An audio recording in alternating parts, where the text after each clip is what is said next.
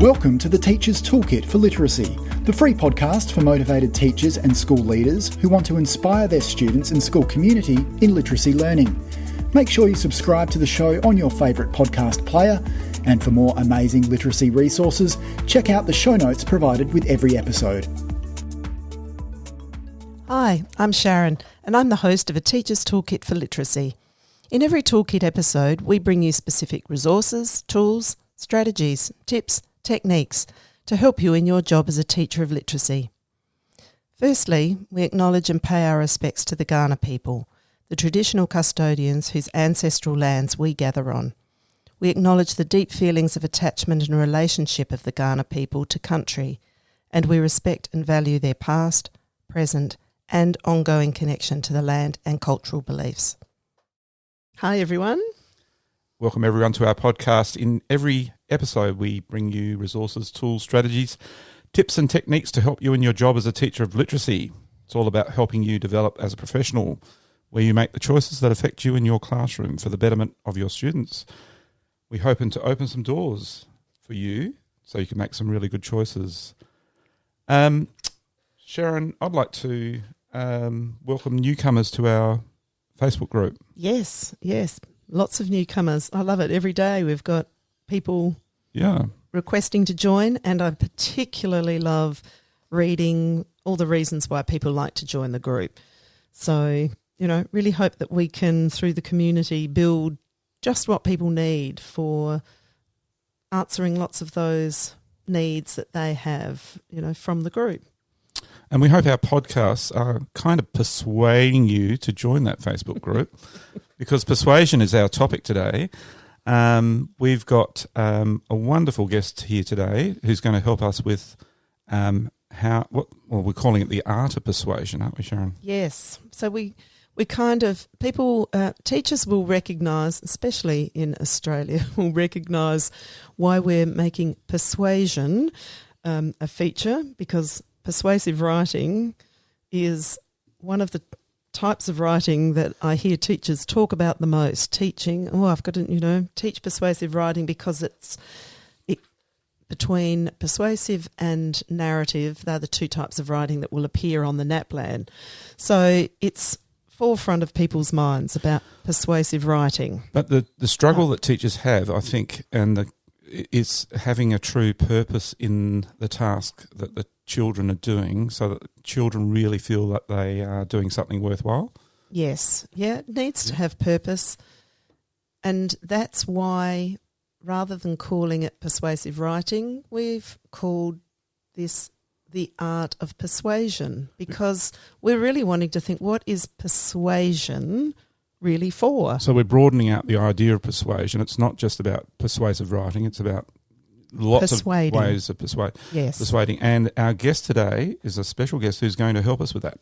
So, Sharon, would you like to introduce Eloise? Oh, welcome, Eloise. Thanks for having me. Oh, this is such a thrill for us, and it will be for our listeners. So Eloise Hall is, I'm going to introduce her with 3 titles before I introduce what Eloise brings to the world.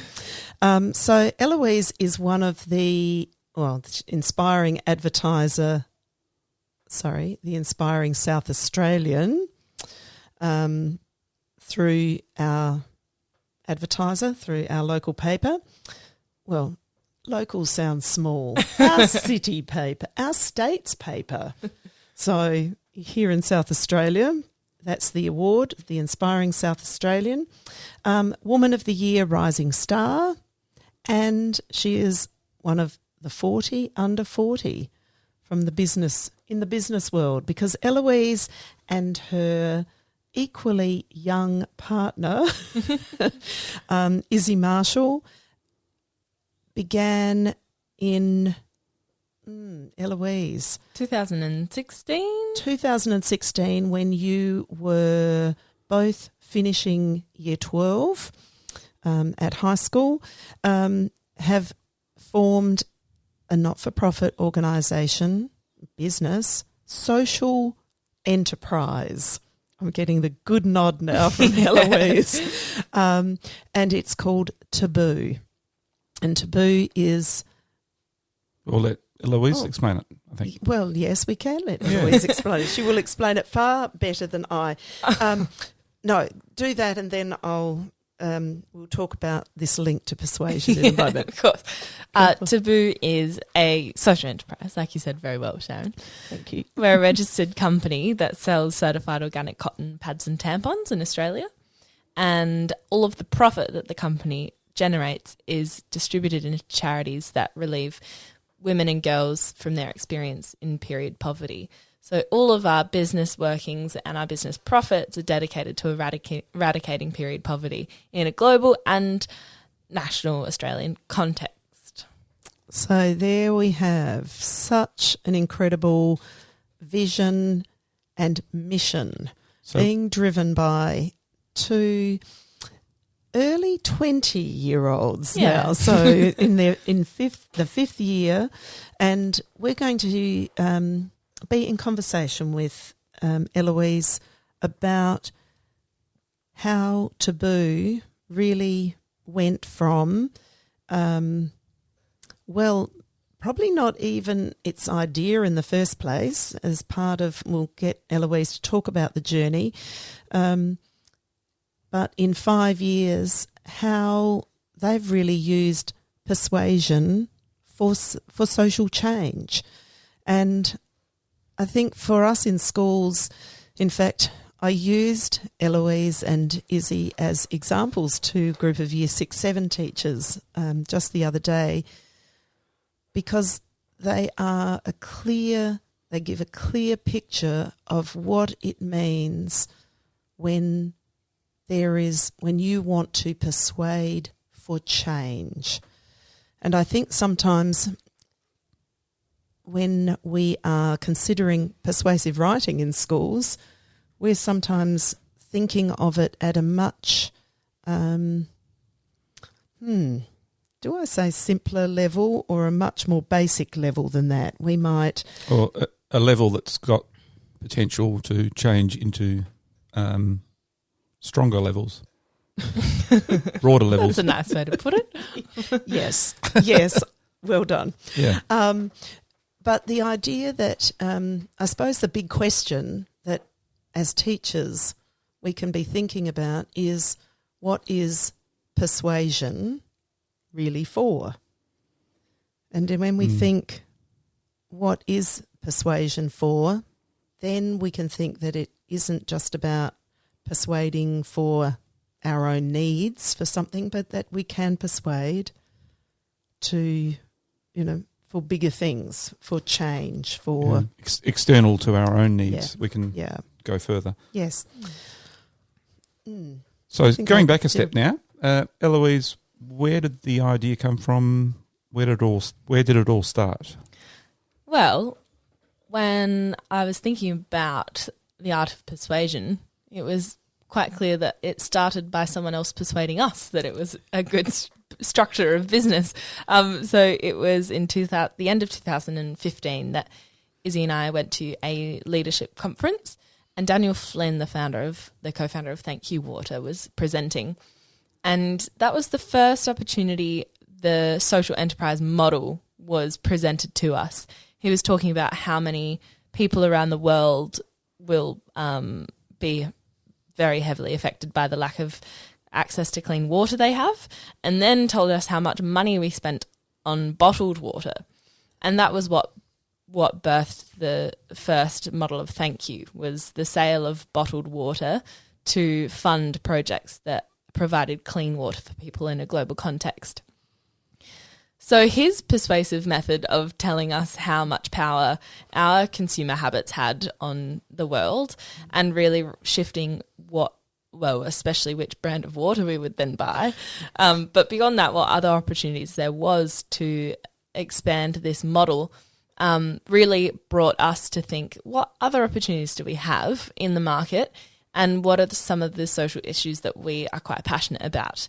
So we were thinking about what we buy in our everyday life, and we thought, my goodness, we spend so much money on pads and tampons every month. And what do other people do when they can't afford this product? Because it's not cheap, and there are a lot of families who struggle.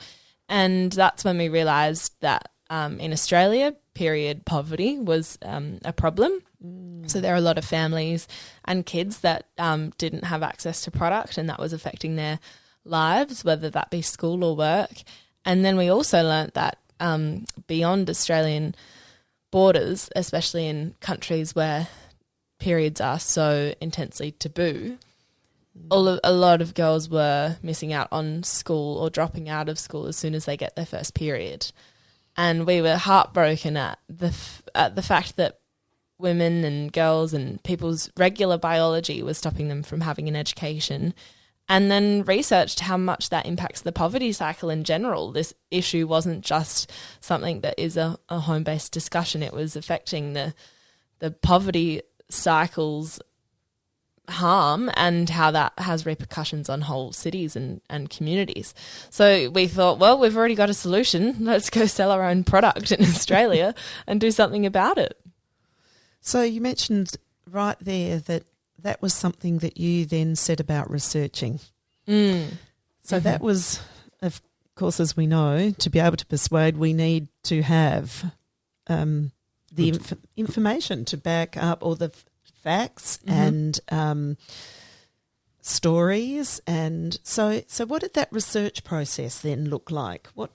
How did you start that? What did you do? What did you focus on? How did you find out these other countries had that problem? I mean, who alerted you to that, or Yeah, well, I guess our experience as very privileged girls in that all of our needs were met. We hadn't experienced period poverty ourselves. We did have to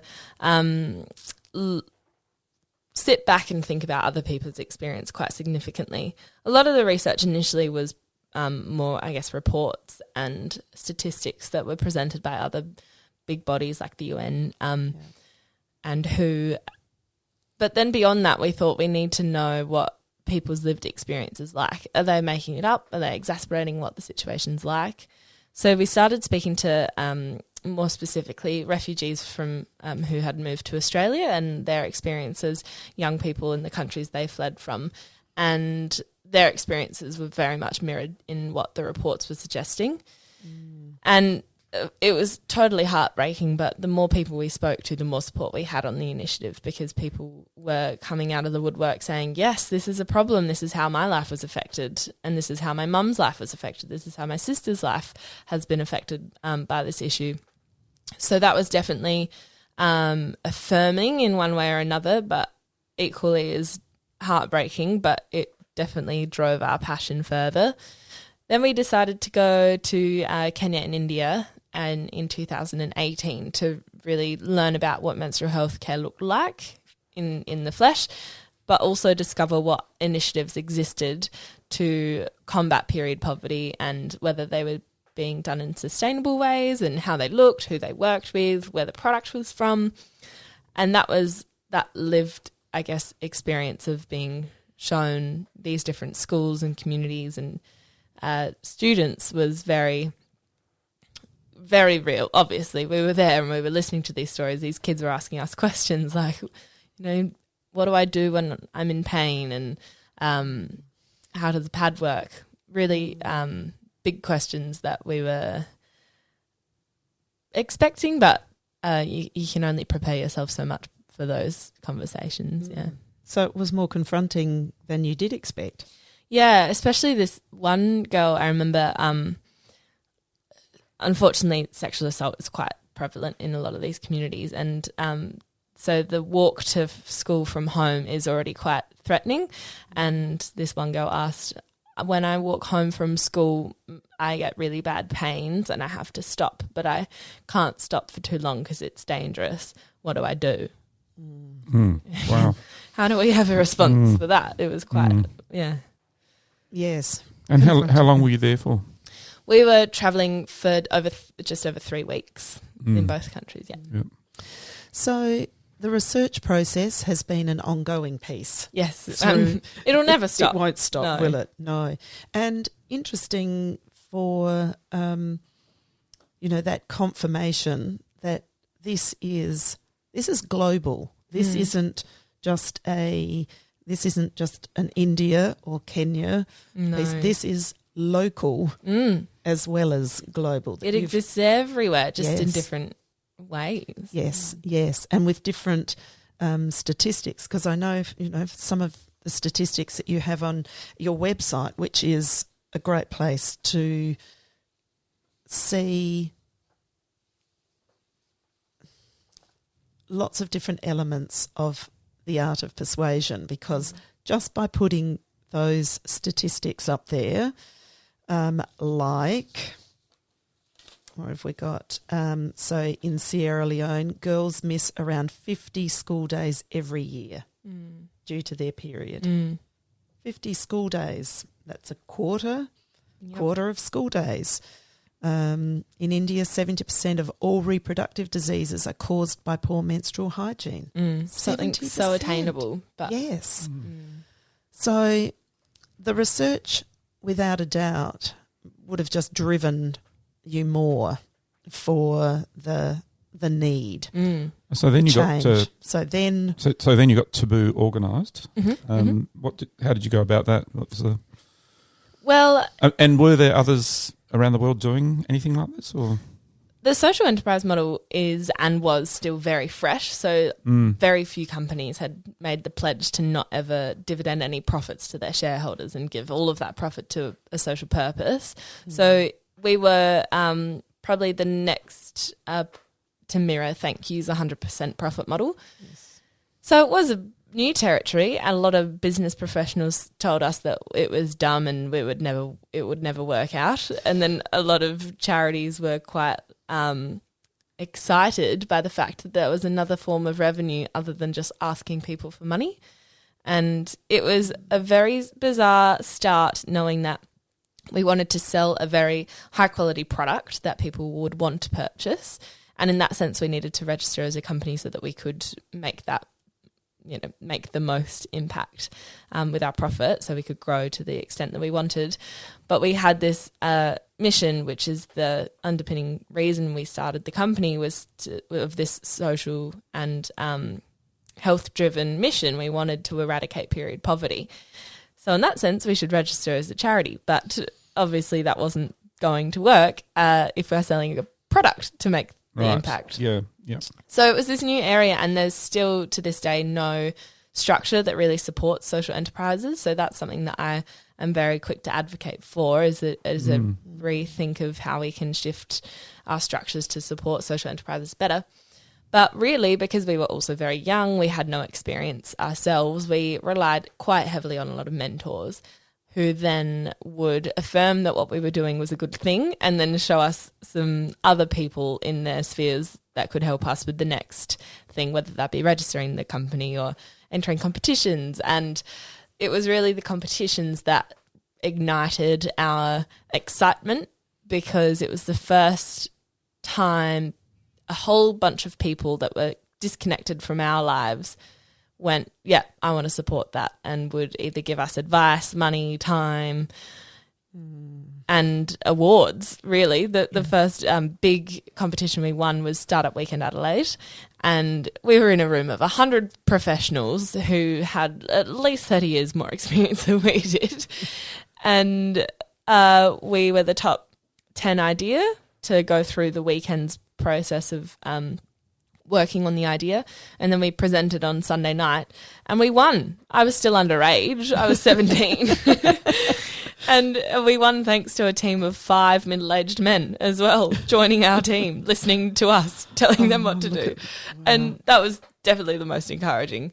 So was that a talk you gave about it? So that presentation... Yeah. It was very persuasive. Yes. Talk us through a little bit of that. So, yeah, the weekend, it was designed in that Friday afternoon. You rock up and you have 60 seconds and no more to present your idea. And we started off by setting out the narrative of what your life would look like if you were a 12-year-old girl in Sierra Leone. Fabulous. Wow. And we told them that she was going to use kitchen sponges and mattress rippings to soak up her blood, and then she wouldn't be able to go to school and That'd be pretty confronting. Very confronting, especially to a bunch of people who would never I've have thought these of it. conversations No. with anyone Yeah. else. No. Yeah. We even had one guy join our team after our presentation, and he said, last weekend I cracked a joke at a wedding about you should never trust anything that bleeds for 5 days and doesn't die.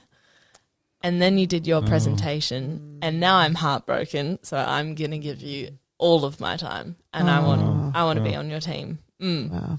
Yeah. So the story, building the narrative, is and And that was the main part of the speech, the 60 seconds? Yeah, so we spent probably 20, 25 seconds explaining what the reality of period poverty looked like, and very much put it on the audience's mind of that was their experience. We framed it in that was their experience. And then the second half of the presentation was, this is what we're going to do about it, and this is why it's going to work. This is why you need to be on our team and pull this over the line. And it was so effective. We had everyone wanting to join our team. Yeah. That's amazing that in 60 seconds you could persuade so strongly. But it's those elements, isn't it, of being putting somebody in that situation, Right in it, yeah. making them feel that they are living that very thing that you are talking about, that there is emotion and feeling related to that, that it Yeah. isn't emotive language would have definitely come into. Oh, absolutely. Yeah. As well, I think people could relate to the situation regardless of who they were. As much as menstruation is considered something that only women experience, it's not, because we all are surrounded by women. We have sisters, mothers, people who menstruate, so it's something that people are attached to. Yes. And the fact that that could be their daughter or that could be their wife is enough to make everyone in the room Connected. Yes. Yeah. So, So then the response was big.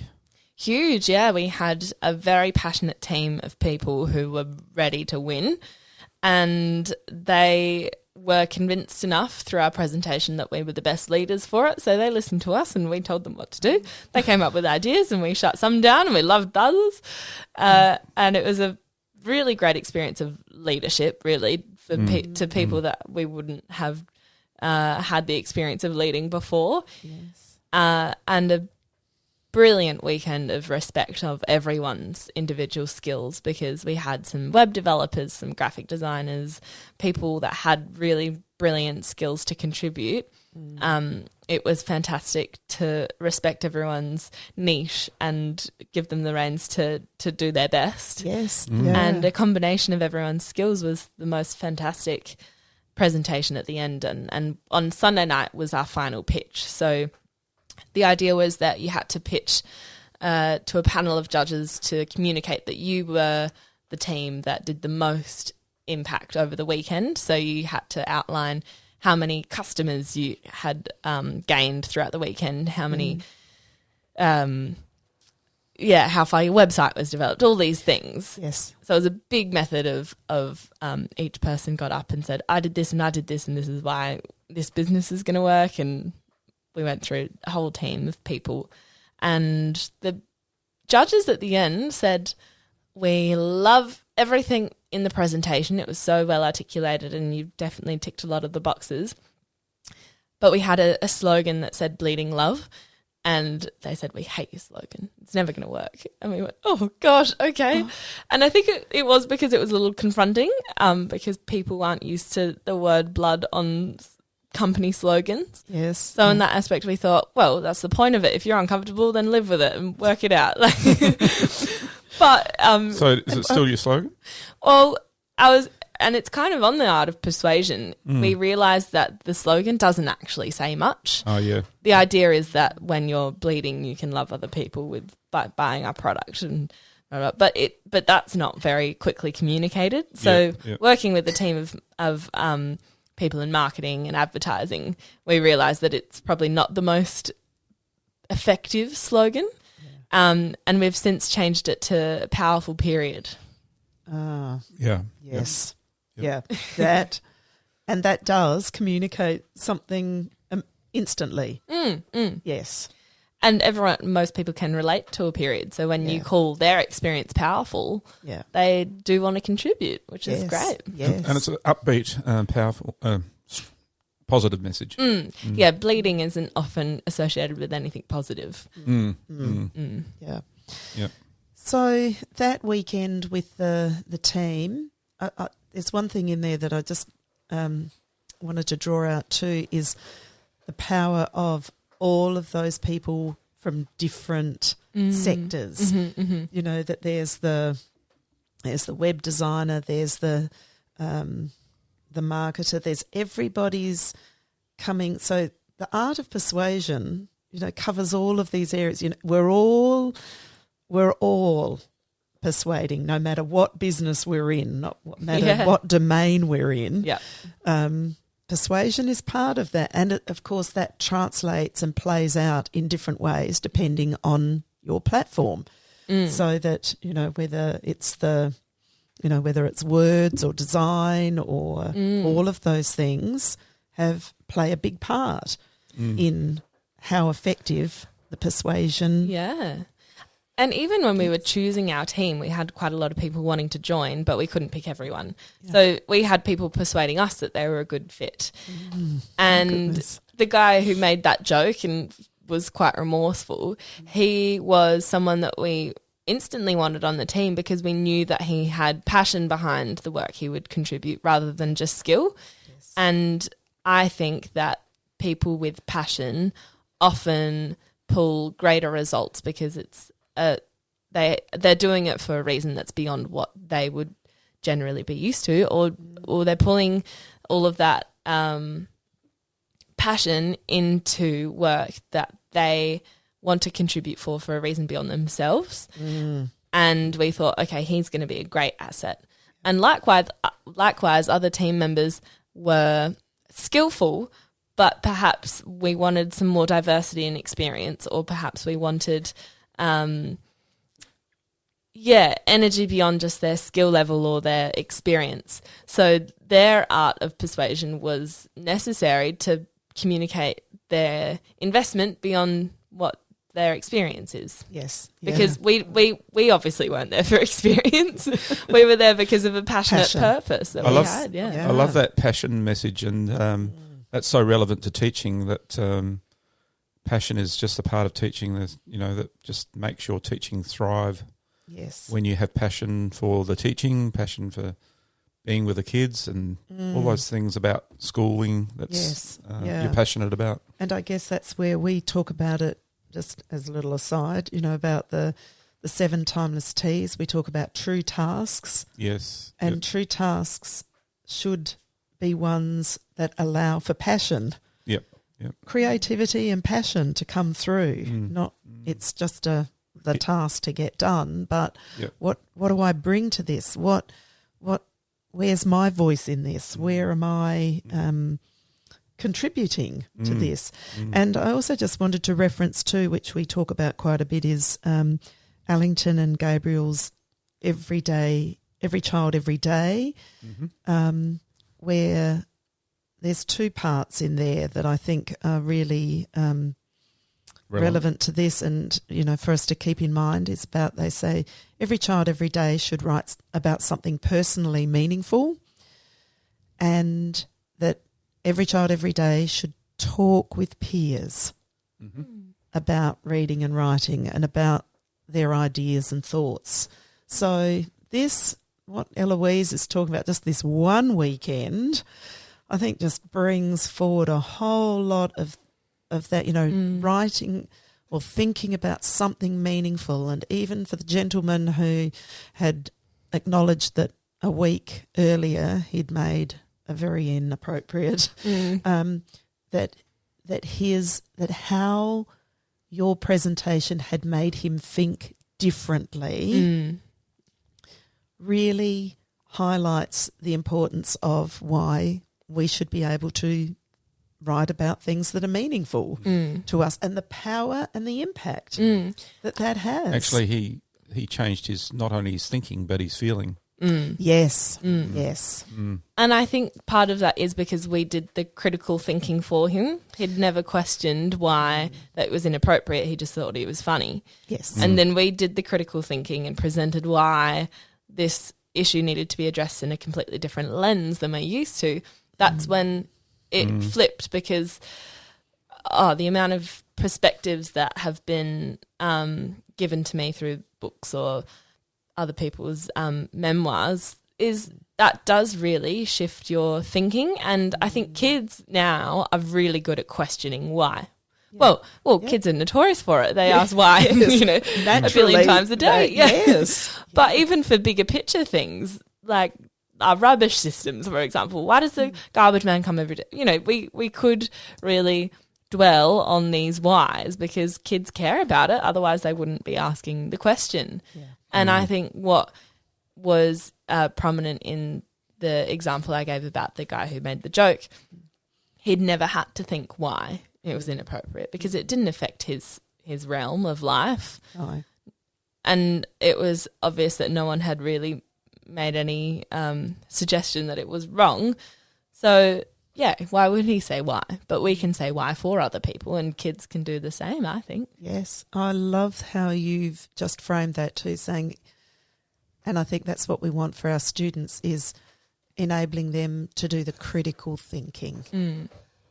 Because that's how we can persuade, and to acknowledge that it's that kind of thinking that gets us to be more powerful in both our understanding and in our feeling and in the way that we can talk about that with others. Like that's absolute gold for me. Yeah, that because connection. Sometimes persuasive writing tasks in schools are about questions about what the kids are thinking. Or yes. Well, we loved your example in our pre-chat, Eloise. About do we prefer crunchy or smooth peanut butter? Like what's the critical thinking to do about that? Yeah, not one much. uses more peanuts. Who knows? Like kids don't know the ingredients. So I liked your in our pre-chat, Eloise. You were talking about kids persuading about external things that are external of their own needs. Can you elaborate on that a bit? Yeah, well, I think it's really how Taboo was born, because all of my needs were met, and it's a right that every kid's needs are met in terms of shelter and food and love and all the rest. So because my needs were met, by the time it was to the pointy end of my schooling, it was more of a question of what needs of other people can I help meet, because I'm complete in a I guess animalistic way of all my needs are met. I don't need to do anything else with my life past school to make sure that I'm a complete safe being. I had the opportunity to think past myself in what would I just enjoy in my days, and what are the issues of the world that I live in that could be addressed with the privilege that I can offer, in that I'm an educated person and I have an opportunity with my years to contribute my time and skill and energy and passion into other people's success and life and opportunity. And it's nothing, ridiculous and crazy. I think everyone has that innate sense of wanting to support other people.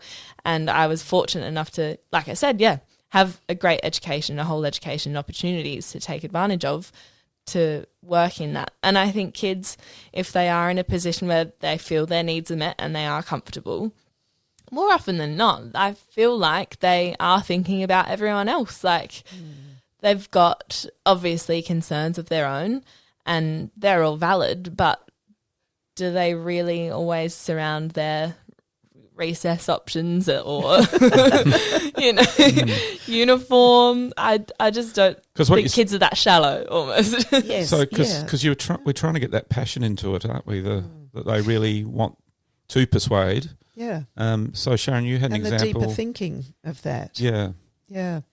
Actually, the example I think you're talking about was, I thought this was like this is an outside of ourselves piece again, and this was with a year 4-5 class teacher that I work with. They were reading the book Grace, which is the story of a young convict girl coming to Australia in the not sure what year, probably doesn't matter. Anyway, the children, the class, were so, so this little girl, steals some food and then continues to steal food until, of course, we know what that meant, transportation to Australia. And the story is really about, having the second chance. But the students so felt her dilemma and so felt the injustice as children a couple of years older than she would have been, and they were so in their shoes that quite spontaneously they wanted to write to the powers that be, even though this is a fictional story, to argue why she shouldn't be transported. Why now? So you're right about, yes, we can talk about should we not have uniforms? Should we have smooth or crunchy peanut butter? But children are actually really, really wanting to do the critical thinking about bigger issues. And right there, the 8-year-old, like, this is a true situation. There were 8-year-olds transported. So what does that feel like? So having the voice and having the passion to fight for that. So I loved that the teacher just said, oh my goodness, it was like, I just didn't even bring up that we would do this. It's they had a reason. Just innately they had the reason. And she said, and then they started writing these letters of persuasion. Which brings us to we can connect Read Aloud with this, Sharon, where through Read Aloud we can experience these issues. Yes. And then persuasive writing can come from that. Yeah. So, of course, that's what literature will do. That brings us, as does informational text, it brings us information that we can act on, that we can actually think about. Back to that critical thinking, to think, what does this mean? What is this? And what can I do about that? Well, I had a group of Year 7s that got really hot under the collar with, in Canada, this was years ago, the baby seals were being killed, and they just could not believe that was happening, and they just wanted to do something about that. So, it was about trying to persuade others to stop that happening. Yes, and once again, actually having talked about Taboo with some year 6-7 teachers that I was working with, the year 6-7 class has now, decided that they want to ask their local supermarket to do more and to help. They're providing solutions for what can be done for more recycling to be happening within their town and, with the support of the supermarket. So practical classroom examples, but back to Taboo, like we've had the first weekend of Taboo. True. and there's been a lot of work that's needed to have been done since then. So, and even I just wanted to connect back to the point that you made about, like, a lot of business people were saying bad business idea. Yeah. But it might be a bad business idea from a profits side. But now let's talk through the things that, like, what next. I know that you had a lot of support because of that first leadership weekend. So there were mentors who then came on board, but you still had a lot of persuasion to do to get this as something that was actually going to lift off the ground. Yeah. Well, I guess on the business people questioning the structure was a critical thinking point. Yeah. We went, well, why do individuals have to profit from companies? And no one really answered. Yeah. Like, Yeah. oh, well, it's just the way the world works. Does it have to work like that? Couldn't this profit be better used?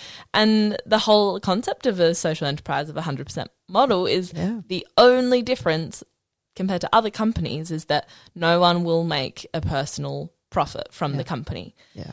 And there's definitely restrictions in that when we came about needing our startup capital, we couldn't offer people financial return for their investment. Mm-hmm. So that was quite a restriction for us in the early days. But then we went, well, why do people need money back from something that's going to do good? So then we asked our community, we went, okay, we need $50,000 to start up this company to buy our first batch of product. And we hosted a crowdfunding campaign. We had, I think, 374 people donate, and we raised $56,000 in 2 months. Fantastic. Yeah. And we thought, all right, we're going to put the pressure on. We had a 2-month deadline, and if we didn't make our goal, which was $48,000 within the 2 months, everyone would have had their money returned to their accounts, and that would have been it. So we put the pressure on. But we knew that people would respond to the pressure, and we had so much faith in our mission that we knew people would be passionate about it. We had a philanthropist in Melbourne show some interest. We went there and gave him a presentation in a cafe, and we didn't have enough numbers. He went, I don't know if that's going to work by your numbers. We had the concept, but he just pretty much said, come back to me when you've run the figures. Yep. And then we hosted the crowdfunding campaign soon after that, and we trusted that we would get the money. And another philanthropist in Melbourne reached out and went, all right, tell me what you've got organised. And we had a conversation with him over the phone. It was maybe 4 minutes long. Yeah. Then he emailed us later that day saying he would match dollar to dollar up to $20,000. Oh, for goodness sake. Wow. With another anonymous contributor. Wow. Yeah. Wow. Did that first one come back to you? No, but we are really thankful for his advice, and I think it paid off when it came to the next guy asking us a few questions. We knew what they needed to hear. Yeah. And So really knowing what the audience wants for when you're persuading is key. Yeah, and knowing the right information as well. We needed to present the facts that were relevant to him. Yeah. Whereas we probably presented the facts that were relevant to us initially. Yep. That's a good distinction. A really good distinction. We're thinking about who are we persuading And why. and why. And the why for us was we wanted the money that he could contribute, but we didn't put that in our presentation. We didn't really put the finances in to the extent that he needed if that was the why. Yes. Yeah.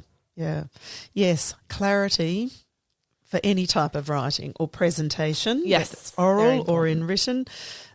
Yes, clear on the audience, clear on the why, and sticking to that. Not we can sometimes pad things out with a lot of other bits and pieces, but that aren't relevant. Yeah. yes. So you got your funding organised and you got your 50,000 or more. Yes. And then what did you do after that? Well, all of a sudden we had other people's money. We freaked out a bit. But Yes, it was at all of 18 years of age, we're going, oh, right. Oh gosh, I've never seen these figures in line before. And then we decided, right, well, okay, people are committed, so are we. We then, that was when we travelled to Kenya and India, so we knew exactly what the issue we were tackling were to be. And we also then spent that time finding the right charity to partner with. We had our manufacturer lined up, which was one of the bigger hurdles. It's probably important to mention when we were finding a manufacturer initially, we spoke to a few in Australia, and we were not taken seriously by a couple. We had on the phone, sorry, sweetie, we can't help a couple times, just because they were not convinced that we were actual business people. It was more like, oh, you're just some high school kids that are trying to do a project or something a little insincere. So that was difficult, but we didn't give up, and it probably taught us to, not much else other than not give up, and we just kept on. I can see a key word in this persuasion bit is persistence. Just persisting all the time, have a knockback. I'll just keep trying again. Yes. And I think along with that is feedback, that you kept responding to feedback, and whether that was wasn't necessarily feedback in that they were feeding back to you what they were thinking, but it was their response. Yeah. So the effectiveness of the persuasion was a good indicator as to how do I adjust? How do we modify? How do we refocus? How do we...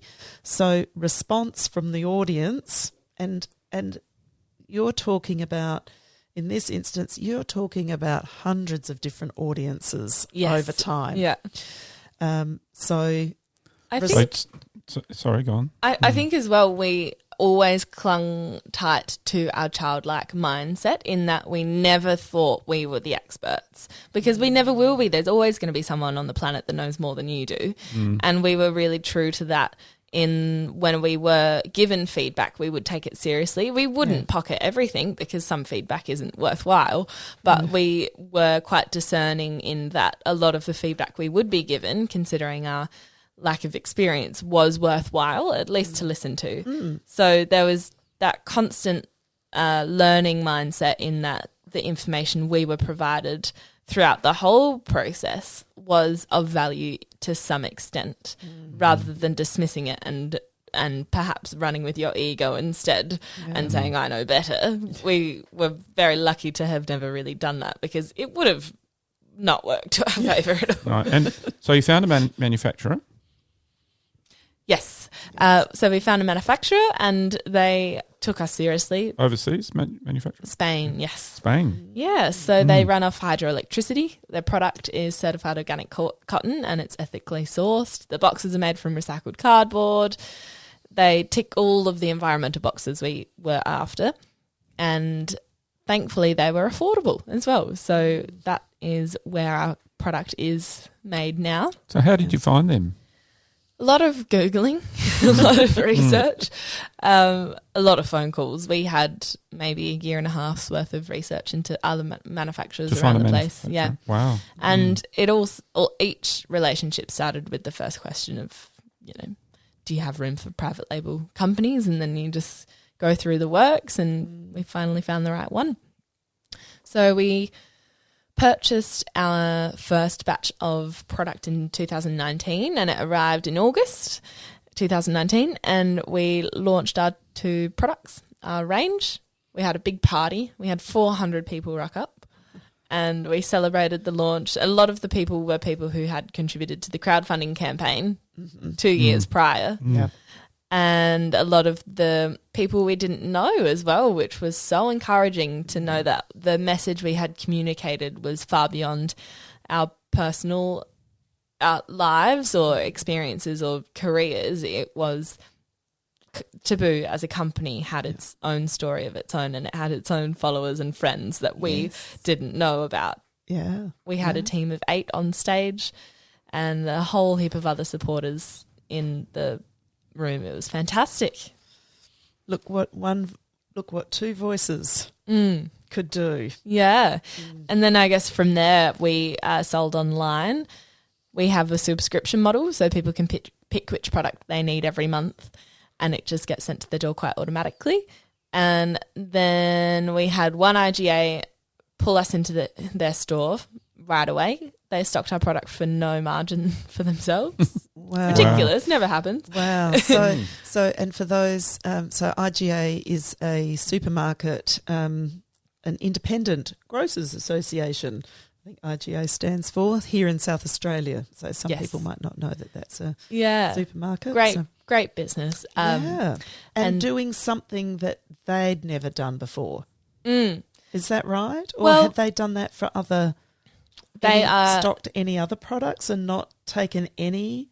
I don't profit think margin? so, no. But the family who owns that store is very generous and thankfully they were passionate about the mission as much as we were, and just went, here, have the space, we'll sell it for you. So did that require persuasion, or That one, not so much. But we that was a bit of a gift? Yeah, it was a gift. It fell from the sky. Brilliant. The other retail opportunities we have definitely took some more persuasion. It was really powerful to walk into retail conversations 3 years after the brand was born. Even though the product had only been around for so long, people had already been persuaded about the necessity of our mission before we start the conversations, if they had heard about our company.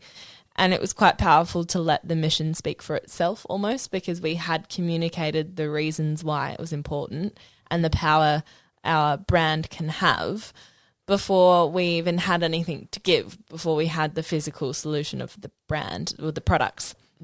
So when we walked into meetings with other retailers who would be more traditionally difficult to land, the conversation was already half done, in that they'd already been persuaded that it was a good thing to do. It was more of a conscience decision, in that they wanted a good thing in their stores, and they wanted to support something that had a power in this realm. So the conversation was really just, all right, we want it and this is why. And we'd done that communication through the emotive style of mission discussion. And it was, okay, now how? And that was when the kind of business persuasion kicked in. And it has been hard. We were not taken seriously quite significantly as young women. And we had some pretty disappointing comments thrown at us here and there. So we've found that we had the most impact persuading people by doing what we'd say we do, because a lot of these people had the assumption that as young women we wouldn't follow through, and this was just a side gig that our dad paid for. And so when you prove to them that that's not the case, just by rocking up to the next meeting and the meeting after that and the meeting after that with more knowledge and all the knowledge that you had in the first place, that was really the most effective method of persuasion for us, is the assertiveness that we had a dedicated company and we were dedicated to our company, and we weren't going to walk out the door just because we were a bit upset. Yes. Surprise, it takes a lot to upset us. Yes, so that assertiveness is another strength, of course, of persuasion, is that we have to be confident in our own mission, in our own message, in our own, especially for the two of you, also in some ways educating others, because this was a new model of working. And I think it did take us a good few years to have the confidence to say, no, there's no reason why this won't work, because we didn't really know at the start. It was a great idea, and in theory it would work perfectly, and it does work perfectly, but to then say no to all of these very experienced, very respected people was difficult. You're like, no, my way works better than yours. You know, who does that? Who are you? This kid who had this idea. And so initially it is really scary. You're not really that certain, but it's definitely helped knowing I'm studying business alongside. Even just doing that is affirmation on myself when I look through all the structures and all the nitty-gritty bits. You think, oh, good. Like we knew that it would, but it's nice to know in a theoretical context that it does work. So. Yes. So you've grown into a team of people, and some of those people talk in schools about this. Yeah, we do school presentations a few times a month, I'd say, and we have done for the whole journey of our company. And it's very powerful talking to students, firstly because they are excited and they grip on to what we have to say quite quickly. They are a group of people who don't really know what periods are, so it's nice to have that third-party input into their experience as people. And they're also the group of people who can relate most to our mission as school kids, knowing that our profits are dedicated to schoolgirls who are experiencing period poverty. they are very excited that they can be involved in something that's helping other girls go to school as an experience that they enjoy every day. So it's just such a strong mission that you've launched into. Your persuasion was required to really set up a whole new enterprise, and now the work in schools is part of that, and getting products in mainstream market has been another avenue. And then, of course, persuasion in the form of advertising and, that everyday kind of presence.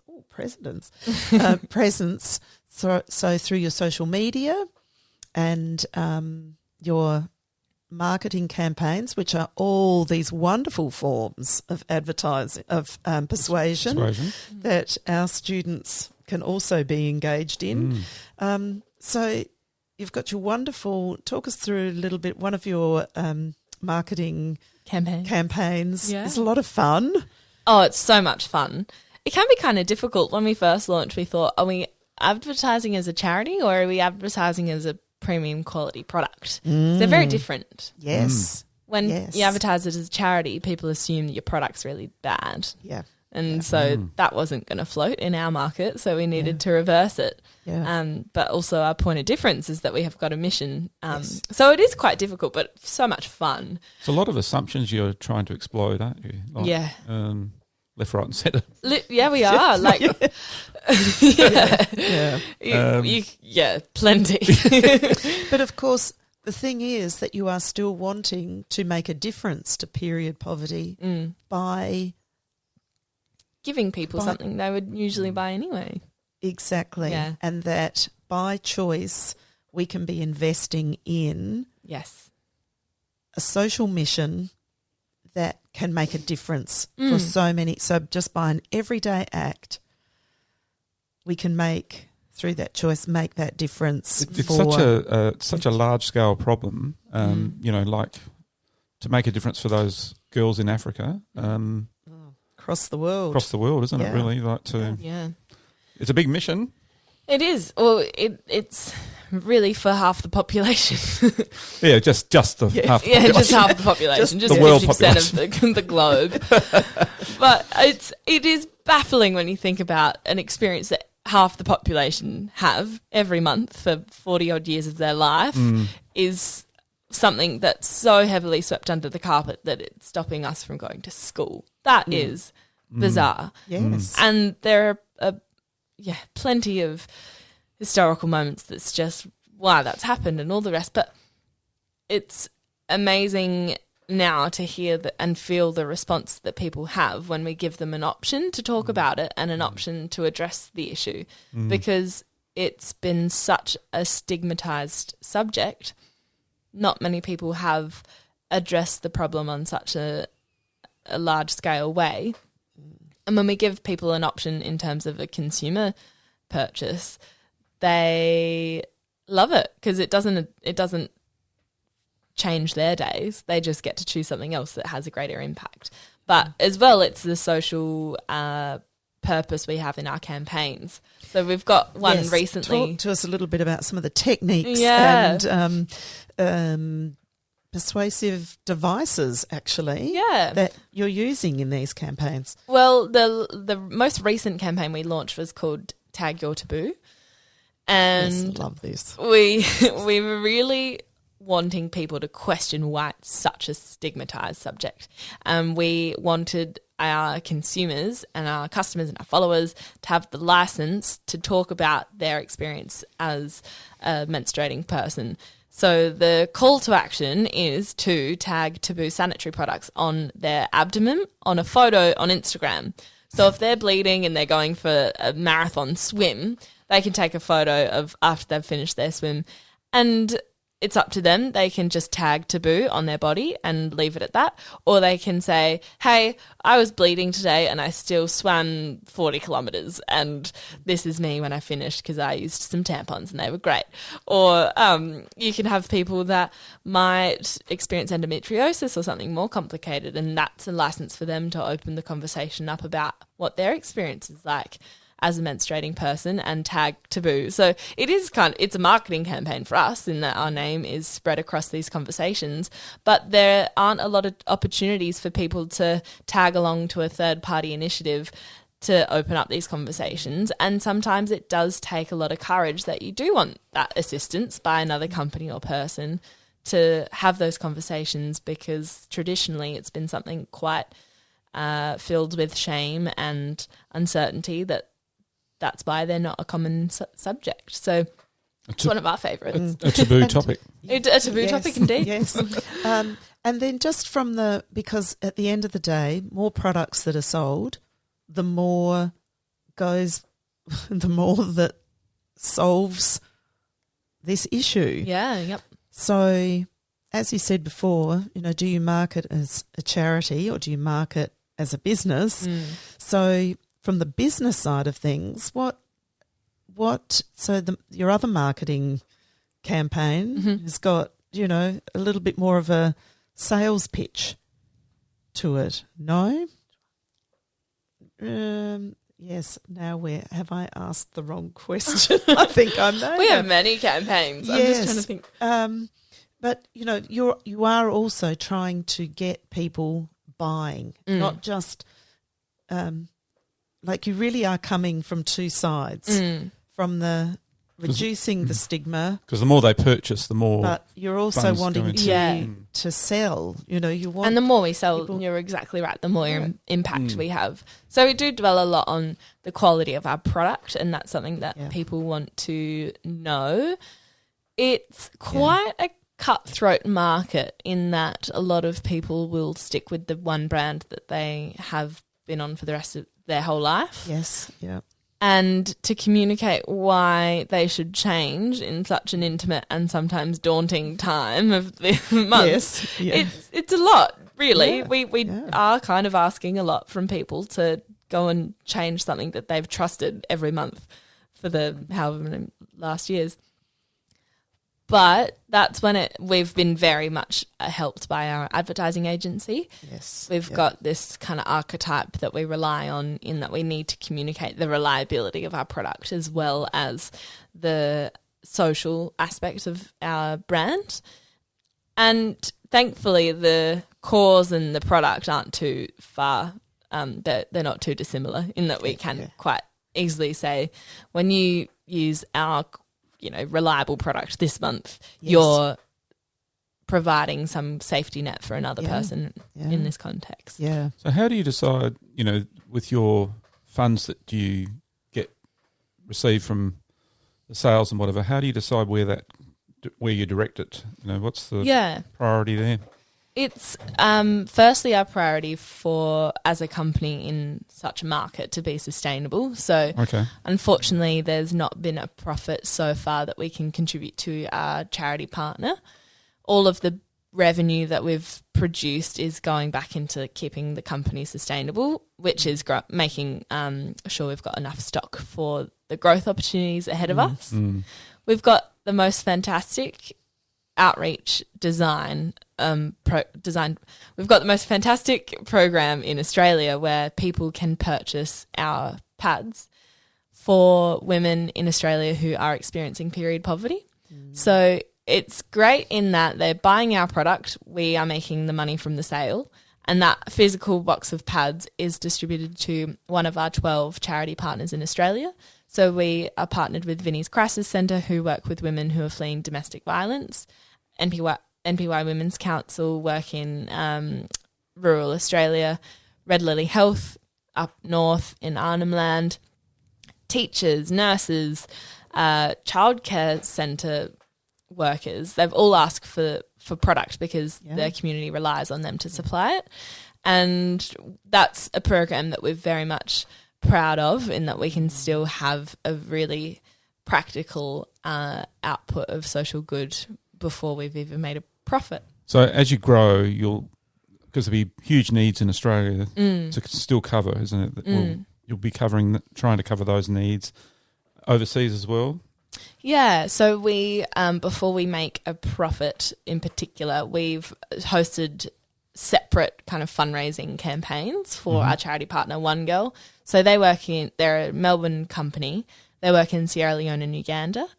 And we've hosted fundraising campaigns here separate to the business operating finances so that we can still contribute to their work, but we don't consider that a business donation. That's just something that we'd like to do aside, kind of drawing on the community we've built to celebrate the work that One Girl do before we are in a position to help them consistently. Because that's one thing we want to be, is quite consistent in our support. So we're not going to shoot ourselves in the foot by gifting a significant amount of money and then having to start from scratch and be an unreliable product in Australia, and then that leaves One Girl dry. We want to be quite consistent in our contribution.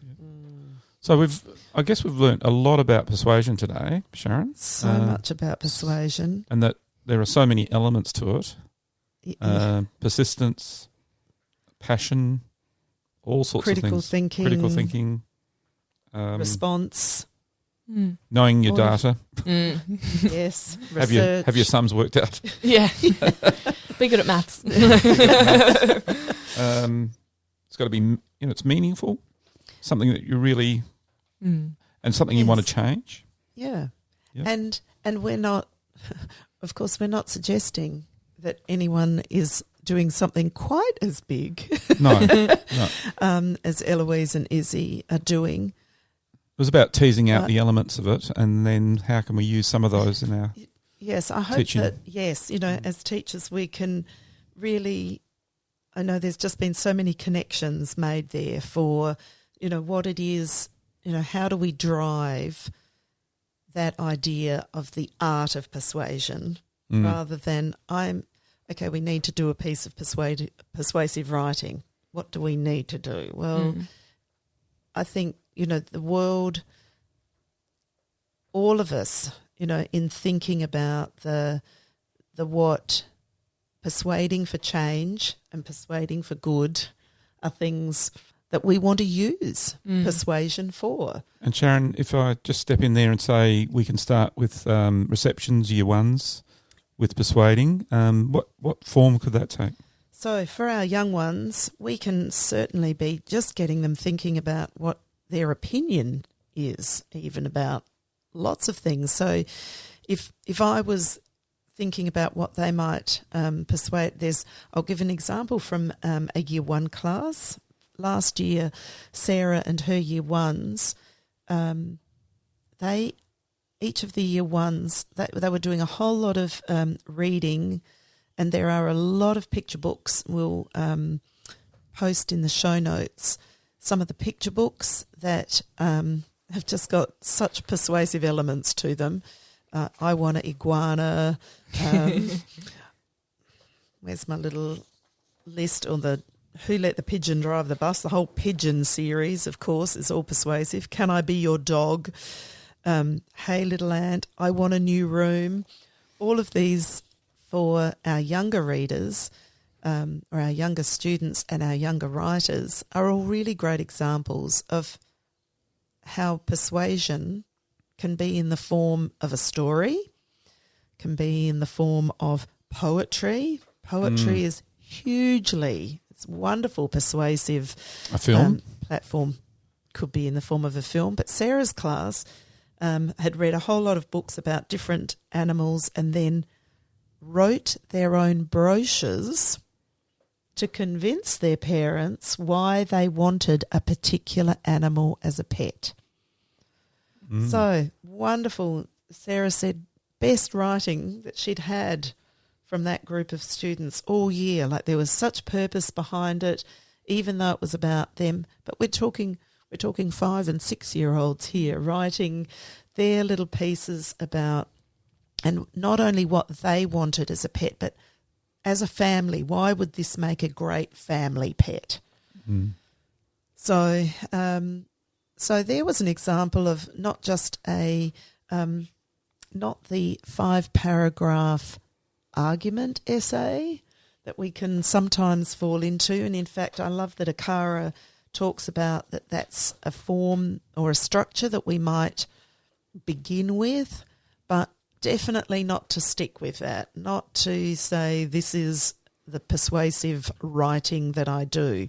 We want to, just like Eloise has talked about today, persuasion, so much of it is presentation. So it's oral.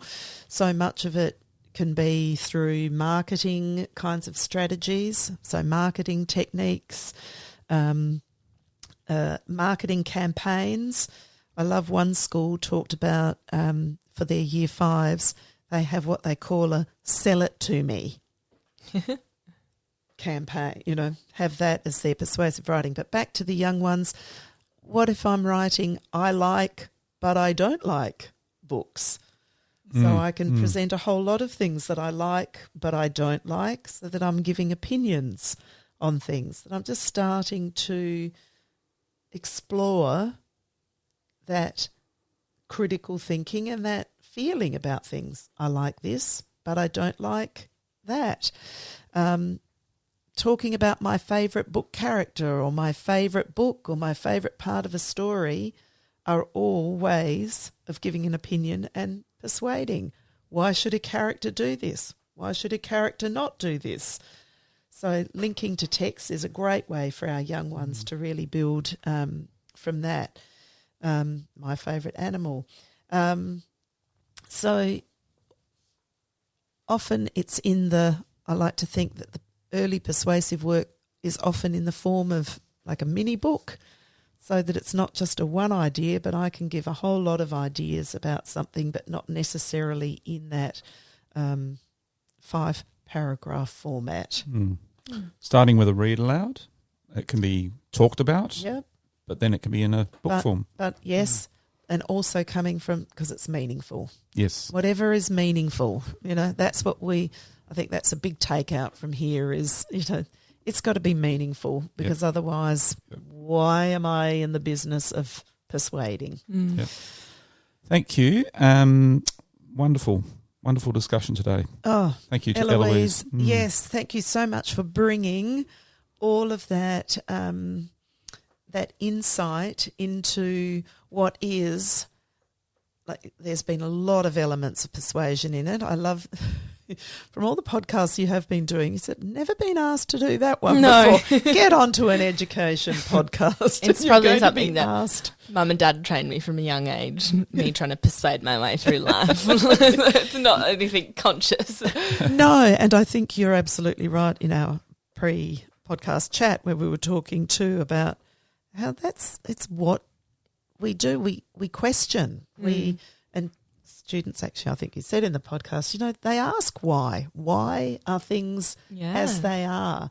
So love that you have opened the doors on saying why are some things the way they are? What is the reality for half of our population that isn't discussed? How can we where change there's that? a stigma about that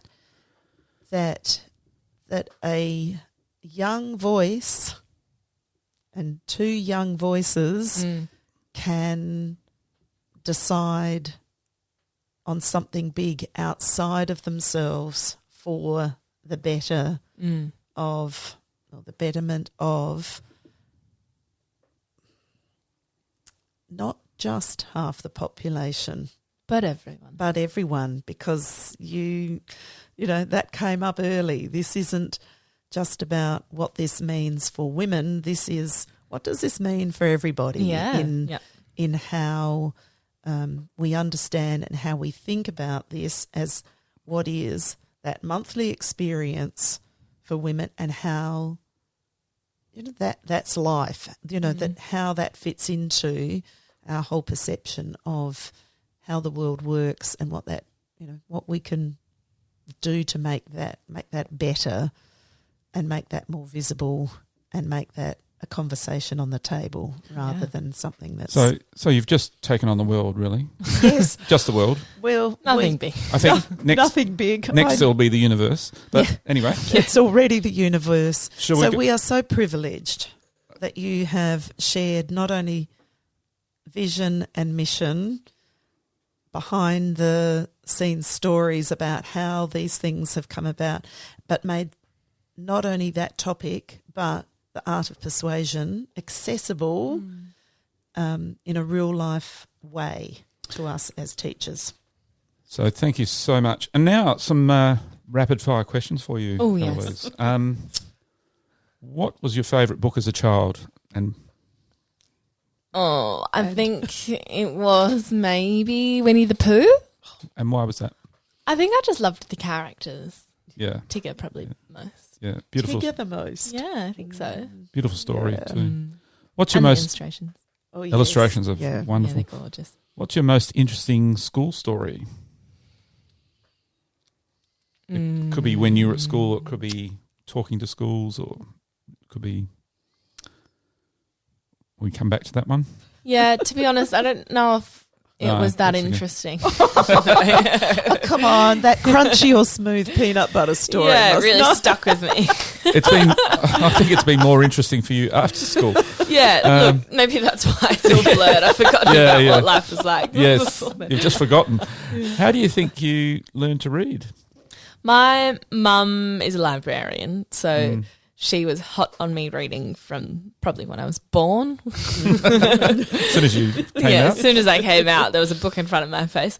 I think I knew I could read in kindy. Mum loved the fact that I could read in kindy. So then I think because she was always telling me that I could read early, I was really proud that I could read early. So I just kept on reading and reading.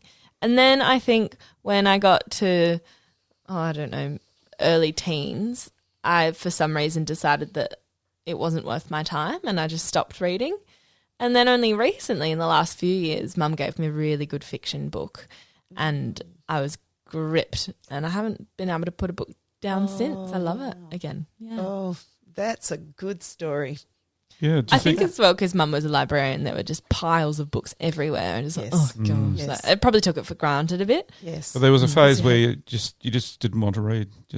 Yeah, I think it was probably Priorities. when high school Yeah. got a little more, Busy. purposeful, Yeah, and then reading textbooks was probably my replacement. yeah. Yes. Yep. Yeah. Or I might just say, best question to ask students. No. Well, we always start our school presentations off with "Who's heard of a period?" Right. And we like to start it off on that note. Otherwise, you get lots of giggles and lots of every time you say the word period. So we say it about 20 times at the start, and we ask them a series of questions: who's heard of the word? Who knows what it is? Who's had one before? Who lives in a house where people have periods? And we just go through the kind of questions, and we get to a point where we ask them if they've ever missed a day of school from their period, and a few girls keep their hands up, and then that's when we kind of relay what life's like when you aren't in a position to go to school when you're bleeding. Yeah. So you use questions to really connect. Yeah, we do. We do. And especially because we talk about the life of a schoolgirl when she might not be able to go to school when she's got her period. And then we're talking to kids the same age. It's quite effective to use questions as a way of communicating. Yes. Nice strategy. Very nice strategy. And you talked to education systems about what you're doing. Do you ask them questions? They ask you lots of questions, I'm sure. But do you ask them anything? Or? Well, we've had some conversations with people in education management about providing menstrual wellbeing programs is what we like to call it, because it's more than just providing product, but it's providing the right education, the right toilet facilities, the school uniform policies, quite a substantial amount of things to think about when it comes to menstrual wellbeing for students. And to be honest, at this stage, there's a lot of ignorance in design of these kind of programs. So a lot of the time we've spent is trying to get these points kind of drilled home, and that education needs to be a priority when you're addressing menstrual problems in schools. there's definitely a lot of questions to us about those intricate details and how we think it should be addressed. And our questions mostly revolve around what are you doing and where are the gaps. It's great that as a young person you've recently come out of the system and you're looking back into it saying, some things aren't addressing these kids' needs, whereas the system thinks they are. I think there can be a really big disconnect between what kids are thinking and doing and then who makes the rules, and that happens in every industry, your clients and your leaders. But when I think there's a new age of students growing up very quickly, and menstruation is one thing, and then there's other issues that need to be addressed early on, like sex education. That needs to be perhaps earlier in an age-appropriate way. There's a lot of things that are changing quite quickly that we've not really caught up on in terms of policy and advice. And these kids are, unfortunately, in the blue. They are the ones that are suffering the consequences of not having that education early. And they don't have the voice that they would like to have? Is that the problem? Yeah. Thankfully, in South Australia, the Commissioner for Children and Young People, Helen Connolly, has done some very thorough research, and most of that has been in conversation with kids about what menstrual wellbeing should look like in their schools.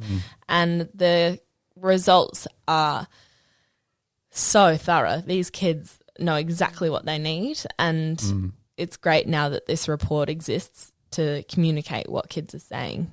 And I'm sure that comes into other issues that kids should be involved in the conversation, because if we're, leading for the children, maybe they should be the ones that have an input in the policies we have. Yes. Best tip or tips for students to succeed in what they're wanting to do? Choose the subjects and co-curriculars that you love.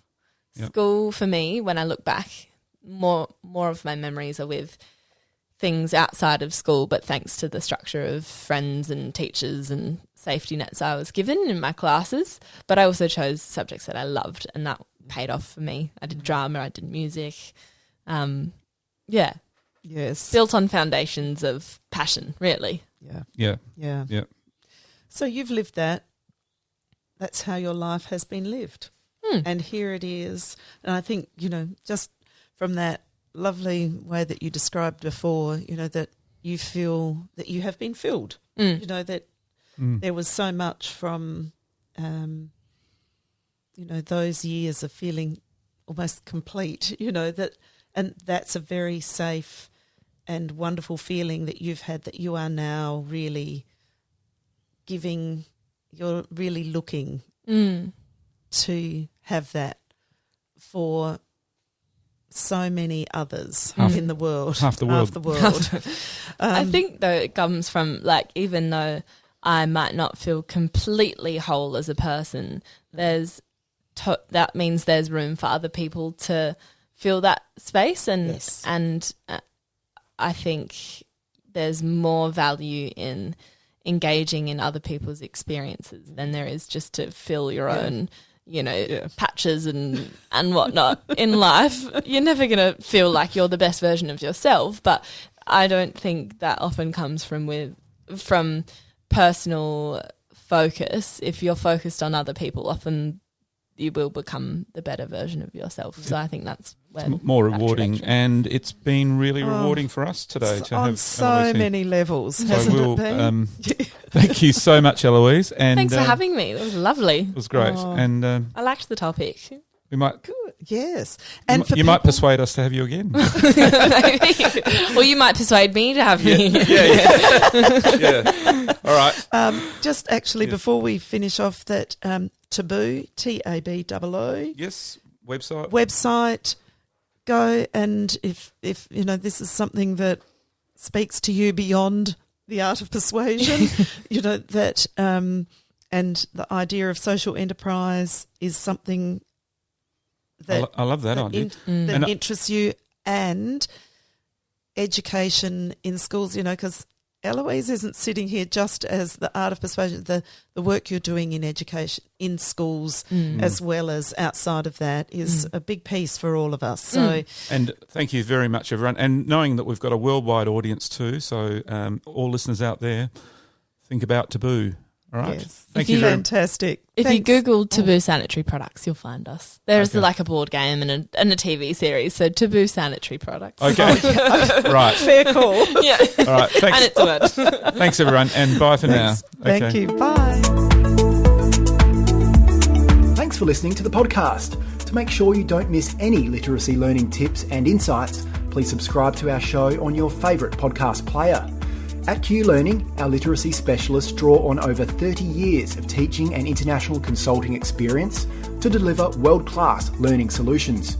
We equip, empower and support teachers to become their authentic selves. To find out about upcoming webinars and about how Q can help you and your school, visit qlearning.com.au. And you can get even more amazing teaching resources right now at teachific.com.au. Stay tuned.